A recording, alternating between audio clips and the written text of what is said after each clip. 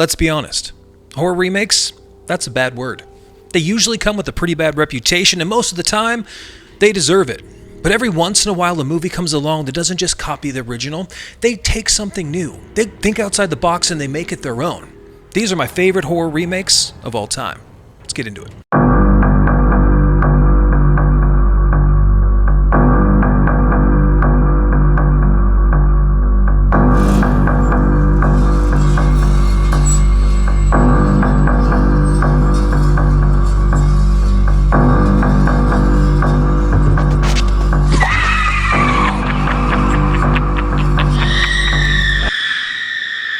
Listen, before we get started, I'm not trying to be coy, I'm not trying to be smug, I'm not trying to be super sarcastic. I'm not saying that any of these remakes are better than the originals. You will know when I feel that way. I think they are 3 on this list. A lot of these are very safe. I've talked about them before. These should be just common knowledge. And we're talking about one right now that is a remake of a 1979 novel by Jay Anson. We are talking about, of course, 2005's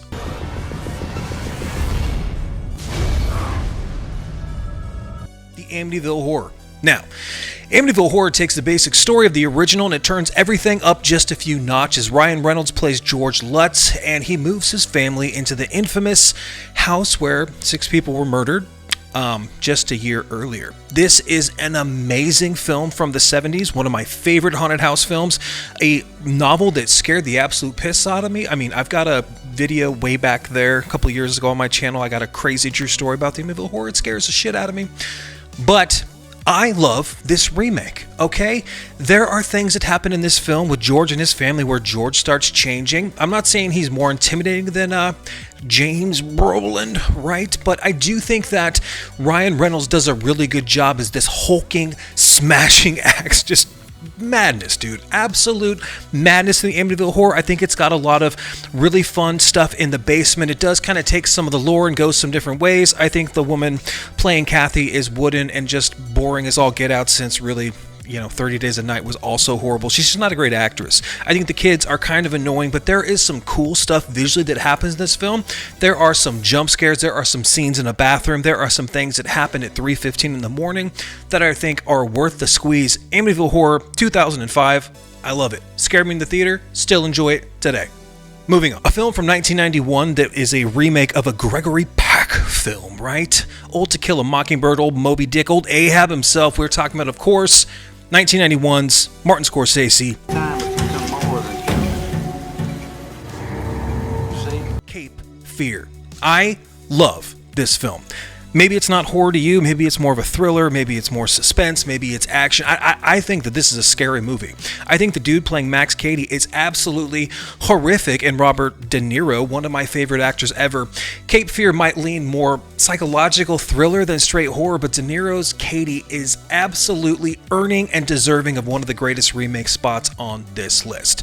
After spending 14 years in prison, Cady's a little pissed off, and he's got it out for his lawyer counselor.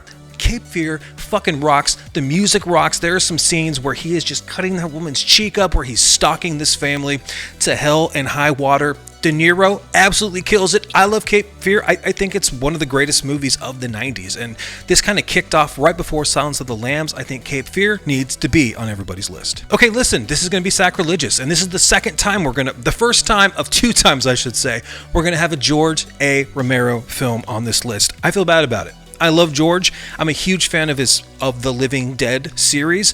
I love Martin. I like Monkey Shines. I love Creepshow. There's a bunch of movies that I really, really like. George is gospel. Okay, grew up with him, love him to death.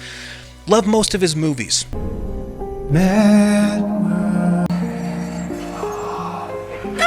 The Crazies from 2010 takes the original and it just hyperspeeds everything up, man. It's one of those rare remakes, I can't even speak, that takes a great concept and, in my opinion, actually improves on it quite a bit. Okay, a biological weapon contaminates the water supply of a small Iowa town, and this causes the residents to become increasingly violent and homicidal. It's got a lot of government conspiracy. It's got a lot of action.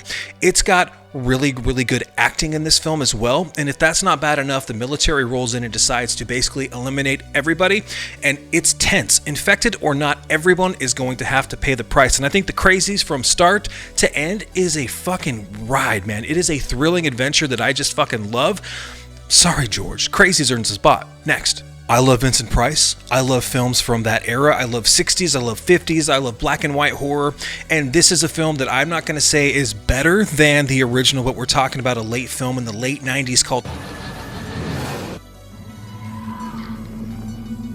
House on Haunted Hill. Now, this is a pure late 90s horror insanity ride, and I love every ridiculous second of it. I just do. A group of strangers are offered $1 million each if they can survive one night inside the abandoned psychiatric hospital with a serious messed up history. Of course, the doors lock, people start dying, and they quickly realize, hey man, we aren't alone. It's creepy, it's gory, it's completely over the top, and Jeffrey Rush is having the time of his fucking life. Is it subtle? Hell no, but that's exactly why it works.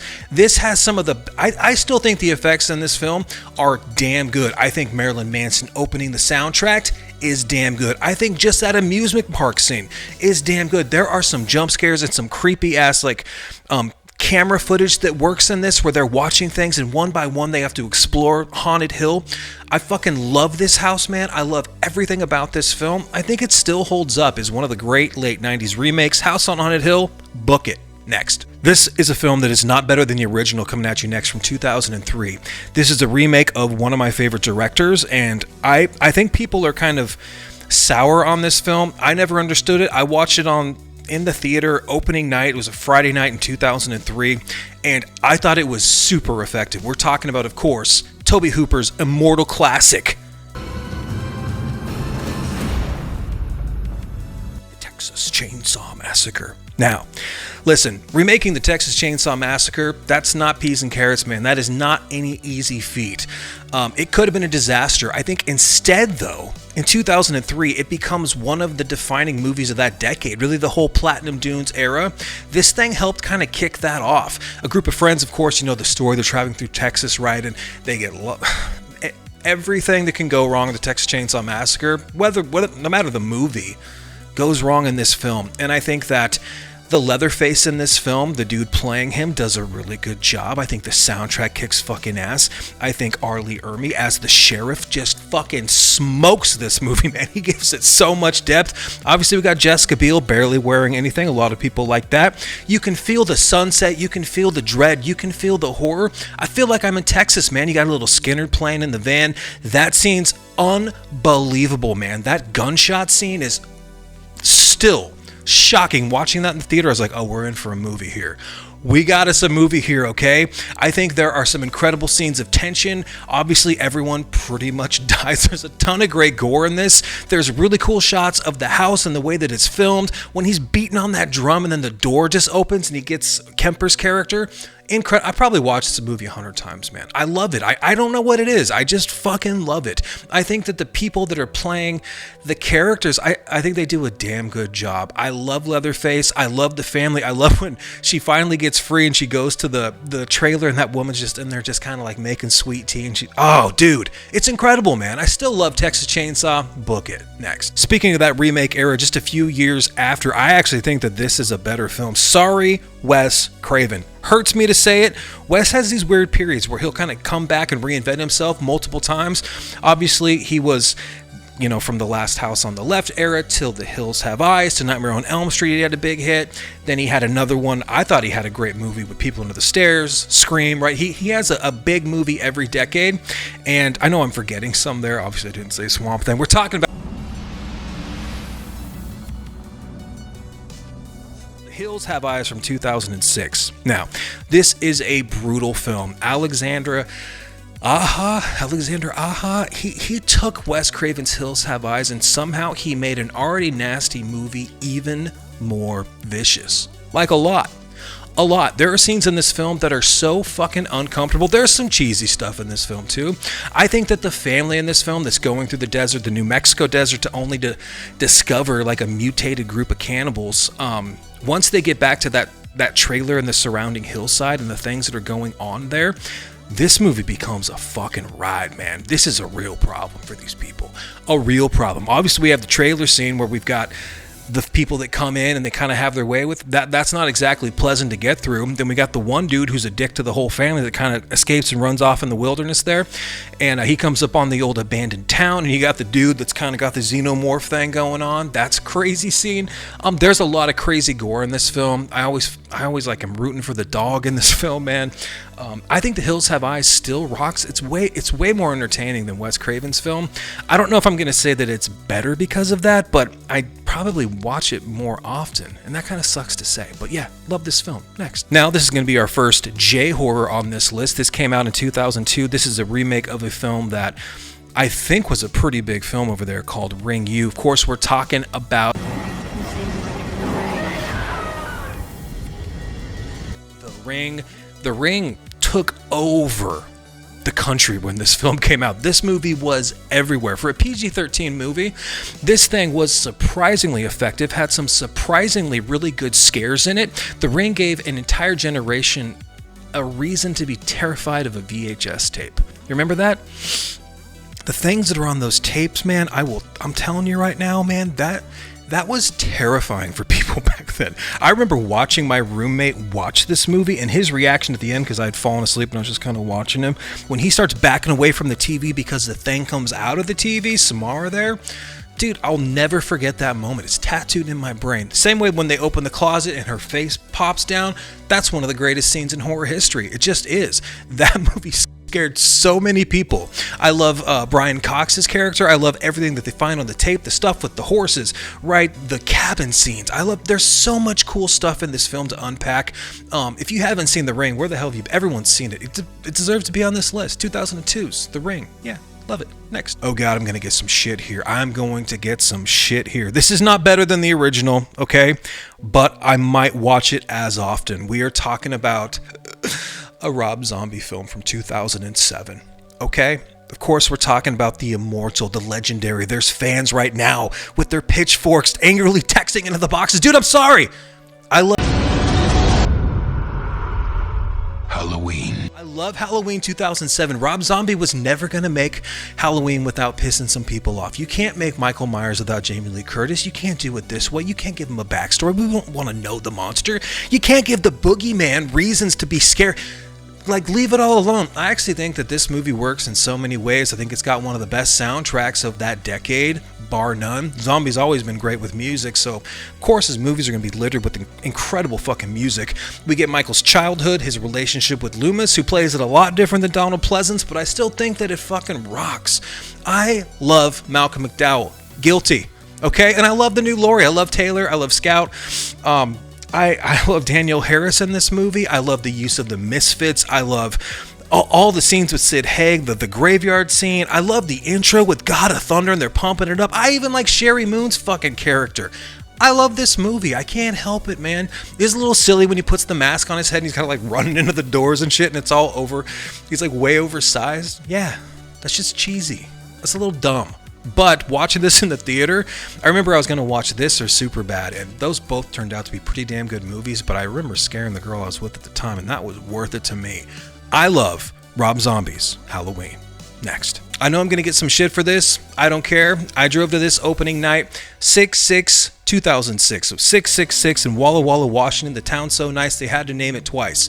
Man, I just went on a tangent there. We're talking about, of course, Kill Me. Now, The Omen doesn't reinvent the original, and depending on who you ask, that's either the biggest strength or that is the biggest problem with this film. I think Liev Schreiber does a pretty good job playing Robert Thorne. You're never going to be Gregory Peck, ever. Not even close. That's his best role. You're not topping that. But what we're dealing with in The Omen is a guy who secretly adopts a newborn after his biological son dies during childbirth. Unfortunately for him, that kid is Damien. and before long, people around him start dying in increasingly horrific ways. That's the story of the Antichrist. Eventually, Robert realizes he may be raising said Antichrist, and all fucking hell breaks loose. This remake follows that 76 movie extremely closely. It's pretty slick, it's atmospheric, right? And it has some genuinely creepy imagery. Sometimes you don't need to reinvent the wheel, just don't screw it up. And I think that The Omen is immortal. It's a classic. It's like remaking The Exorcist. You're never going to top it. I think that Omen film is pretty damn fun, and I do enjoy it because of the memories attached to it with my best friends. We pulled a bunch of pranks that night, just stupid kid stuff. I had the time of my life going to that movie, and so I just have good memories of it. So sue me. The Omen, 2006. Next. How about a film that came out in 2012 that, is a remake that it's not better than the original, but it's actually pretty damn good. It's pretty damn suspenseful, and it's pretty fucking gory. We're talking about 2012's Elijah Wood, the classic. Maniac. Now, if your only image of Elijah Wood is Frodo Baggins, then Maniac is going to mess with your head. Also, maybe Come to Daddy. Check that out. That's another really good one. Elijah plays this kid, Frank, who is a disturbed mannequin restorer who stalks women, he murders them, and he takes their scalps home for his collection. Pretty normal hobbies. That's his Pinterest. What really separates this remake from the original, though, is this movie is shown through Frank's eyes, which is kind of a cool twist for this. We're forced into his killer perspective, and it makes the murder feel way more personal, and it feels way more uncomfortable that way. It's super grimy, it's pretty disturbing, it's got a lot of style, it's got some class for how fucking mean-spirited it is, and Elijah Wood is pretty damn creepy. I'm gonna put over Maniac, 2012. Check it out. I was really having a hard time debating on whether or not I was actually going to put these on here, because maybe they're not remakes, maybe they're more like adaptations of the 1990 the miniseries, the novel. There's a lot of things going on here. Of course, we're talking about from 2017.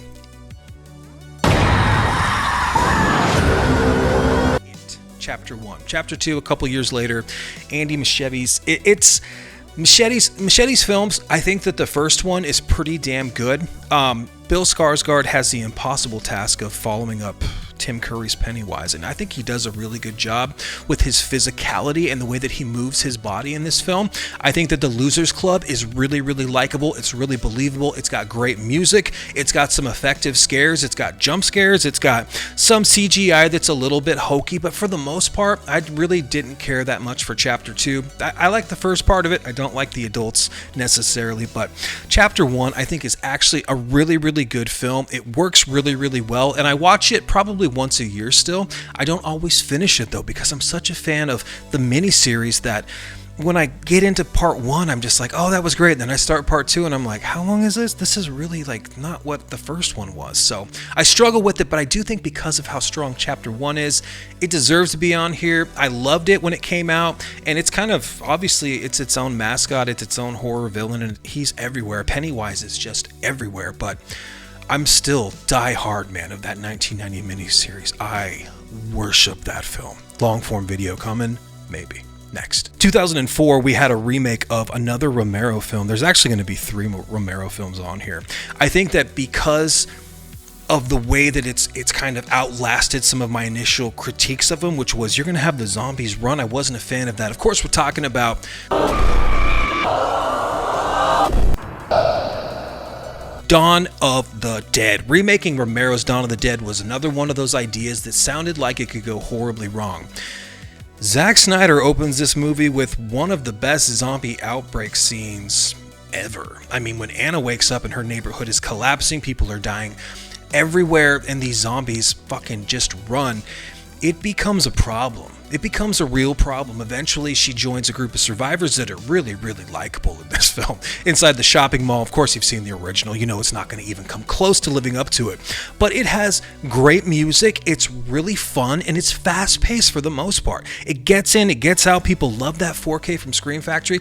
I've come around to Dawn of the Dead and really, really enjoying it. It doesn't even come close to the original for me, but I still think that the remake definitely deserves to be on any remakes list. I kind of love it. From 2013, we're never going to get a film that's going to top the original, not even once, but if you could get as close to as possible as perfecting the art form that comes with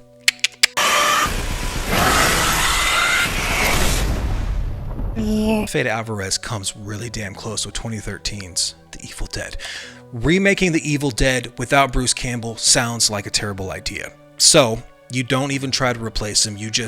Instead, you have this character, Mia, and her friends go to an isolated cabin, and instead of, what happened in the first one, we have this new thing, which is called drug addiction, right? Somebody finds the Book of the Dead, of course, somebody reads from it, and all hell breaks loose. This film is fucking brutal. Like, the entire time, even watching it 10, 12 years later, it is still nightmare fuel, man. Everything about it fucking rocks. I don't think there's a dull moment in this. I think Jane Levy is unbelievable in this film. I think some of the people that are in the cabin to die, they're pretty forgettable, but their deaths are gruesome. There is so much gore, man. Possession, nail guns, severed limbs, electric knives, and by the finale, it's literally raining blood, Slayer style. It is so fucking sick. It is better than anything that's came after it, and it is a high watermark in the Evil Dead franchise. It's got the same DNA as the Raimi original. I'm in love with it, man. This is also the very first movie that I watched when I met my wife. It was our first date. So I'm pretty partial to it because it scared her so bad. I'm such a massive fan. If you haven't seen Evil Dead 2013, and you're watching Evil Dead Burn right now, not sure if you liked it, go back to 2013 and let me know how you fucking feel, because it rips, dude. Absolutely one hell of a time the whole time. Book it. Next, we're talking about one of my favorite horror films of all time. Period. It's a film from 1986. It is a Cronenberg film that I think completely smokes the original. Sorry, Vincent Price, I love you. This film, of course, is called The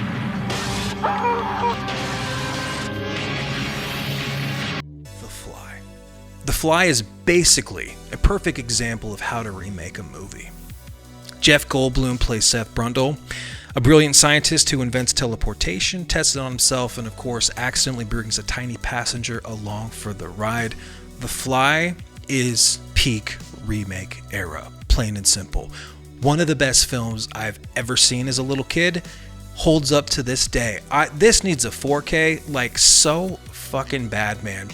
At first, Seth thinks he's improved in this film, and you can watch his madness just slowly tick away and become something that is just this spiral, man. I think The Fly is one of the best creature effects, some of the most mind-blowing practical effects, man. It's absolutely disgusting. The body horror that's on display in this film is genuinely tragic, man. Watching someone unravel like that, someone lose their humanity like that. This isn't just a remake. The Fly is a masterpiece. And I haven't touched it on this channel because I have so many thoughts and feelings watching this film as a little kid on TNT Monster Vision over and over and over again. It's one of my The Fly. Just bow down. Let's get even deeper now. From 1982, this is probably one of my favorite horror films of all. It is. It is.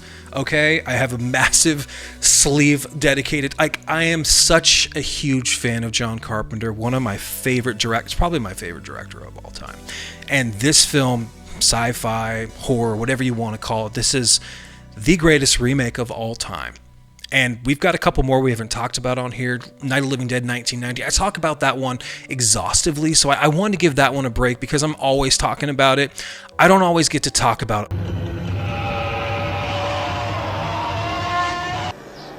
The Thing and John Carpenter. The Thing is perfection. It is the greatest horror film of all time, or at least in the top 3. Okay? Period. End of story. End of list. See how fucking serious I am right now?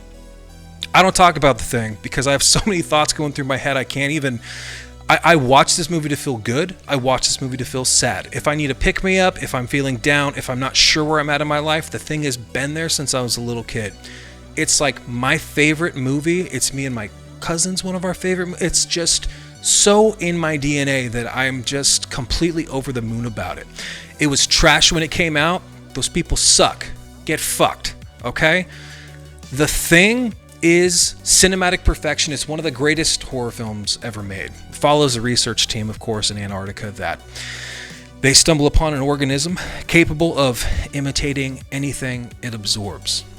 Suddenly, nobody knows who's human and nobody knows who isn't. The paranoia in this film, the isolation, the desolation of being in Antarctica is palpable. It's incredible.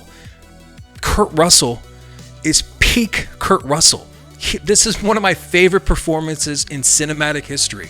His role as MacReady, oh my God, man. I got goosebumps thinking about it. Rob Boutine's practical effects still look absolutely disgusting more than 40 years later. The blood test scene alone is horror royalty. It is perfection. It is sublime.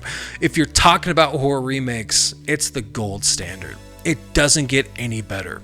Okay, it's the best there is, it's the best there was, and it's the best there ever will be. The Thing is gospel. Okay? I should stop talking about it. I do want to cover this on my channel at some point in long form, where I just have like maybe a panel and we break down like a retrospective.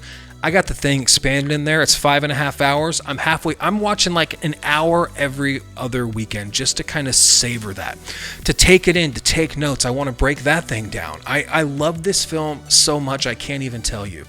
The amount of copies that I have on physical media is stupid. I buy every single, if it's out, I buy it. If I see it, I buy it. It's the same with Jaws. The Thing, it's the fucking best. You guys, I love you so much. If you're new here, do those things that these stupid YouTubers like myself say, where you like, you comment, you subscribe. If you're on mobile, there's a little hype button. If you like what you see, man, there's a lot more of this kind of stuff on there. And I've got hundreds and hundreds of personal videos breaking down all the movies that are probably on here already. If I haven't covered it, man, let me know in the comments and I'll cover it for you. I love you. Take great care. Until next time. Cheers.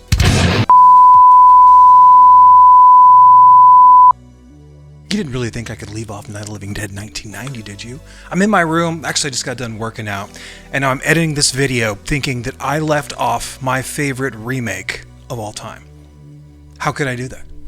I can't. We've got to talk about George Romero's Night of the Living Dead 1990. Now, The Thing, I know it's a remake.